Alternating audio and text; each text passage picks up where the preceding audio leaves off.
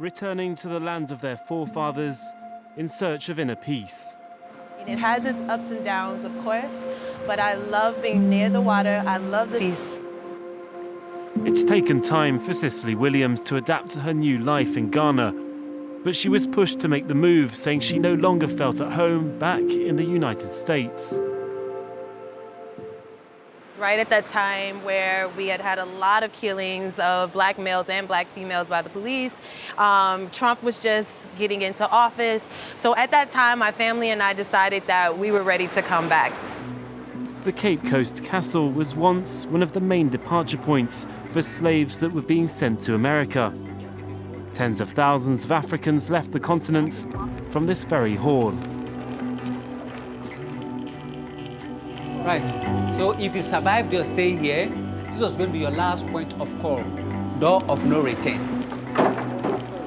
It's become somewhat of a pilgrimage site as more and more Americans journey here to learn about their history.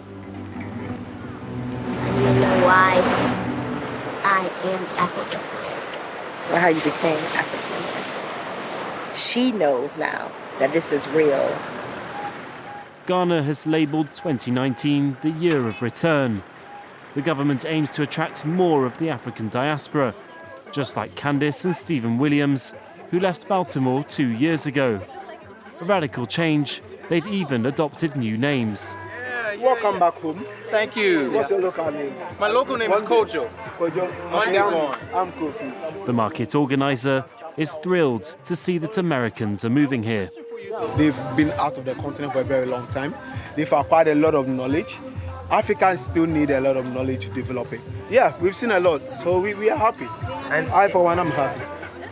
But despite his warm welcome, integrating into Ghanaian society hasn't been as straightforward as they'd expected. You know, because of our complexion or our accent, some people refer to us as white. You know, they don't know what a black American is. And despite being swamped in red tape and the trouble of finding a job, the former instructor has no regrets. You can see my hair was a lot shorter then. Their children and grandchildren have all stayed behind. There's no better place to be for me than on the land of my origin. Why? Because I am an African woman. They've even done a DNA test to find out more about their African ancestry.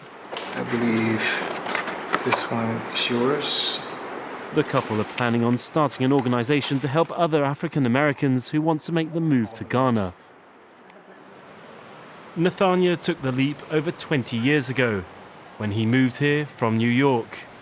This place, we started it in around 1995 or thereabout, and there was nothing but coconut trees and high grass here.